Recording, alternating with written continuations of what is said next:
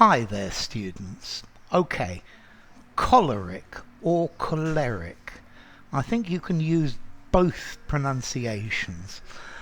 This is an adjective. It's a fairly formal one, meaning somebody who's really bad-tempered.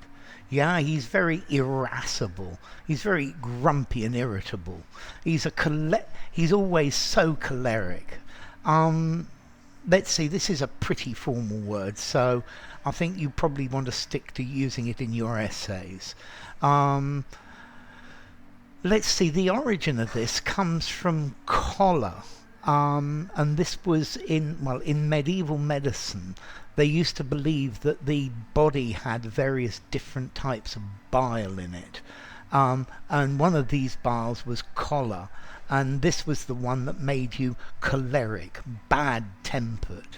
Okay, he can be pretty choleric in the morning before he's actually had his coffee. Well, I think maybe most of us can be. Yeah, so if somebody's choleric, they're easily made angry. They're pretty hot-tempered.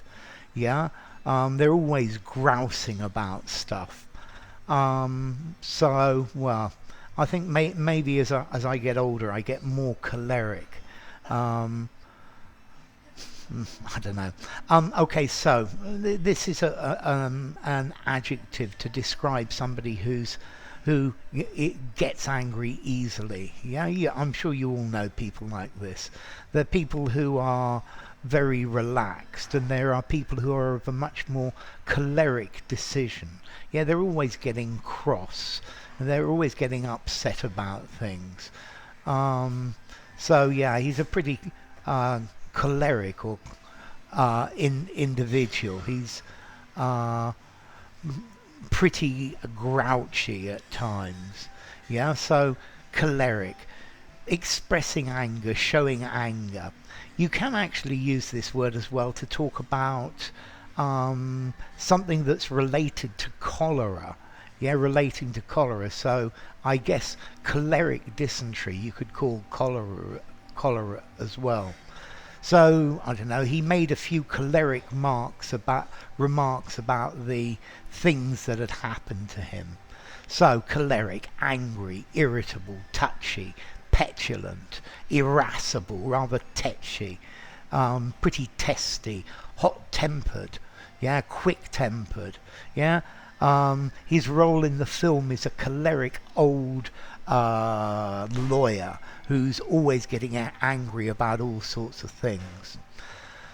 Okay, so as I said, let's see, formality. I'd probably give this, it's a bit old-fashioned as well, seven informality, something like that. I wouldn't use it informally. Bad-tempered, touchy, informally.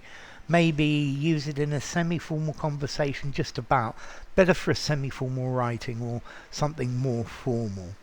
And then as to origin, okay, this actually comes from